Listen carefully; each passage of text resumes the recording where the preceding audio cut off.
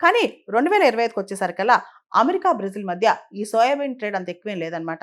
In fact చెప్పాలంటే Brazil, China యువాన్‌లో soybean trade చేసుకుంటున్నాయి. అంతేకాదు బ్రెజిల్ సోయాబీన్ తొందరగా చైనాకు పంపించడానికి short cut roots, see roots కూడా ఎత్తుకుంటుందనమాట. కొత్త కొత్త రూట్స్ కూడా ఎత్తుక్కుంటుంది. తెలివిగా బ్రెజిల్, చైనా సోయాబీన్ ట్రేడ్‌లో ముందుకెళ్ళిపోతున్నాయి. అమెరికాని పక్కన పెడుతున్నాయన్నమాట. దీనికి ఇప్పుడు డొనాల్డ్ ట్రంప్‌కి కాస్త కష్టంగాను, కంటగింపుగాను ఉంది. ఇకపోతే ఫుడ్ విషయంలో సోయాబీన్‌తో తయారు చేసిన ఆయిల్ కావచ్చు, టోఫు లాంటి పదార్థాలు కావచ్చు, ప్రాసెస్డ్ బీన్స్ కావచ్చు, ఇవన్నీ కూడా చికెన్ లాంటి నాన్ వెజ్ ప్రోటీన్‌కి సబ్‌స్టిట్యూట్‌గా వాడతారనమాట.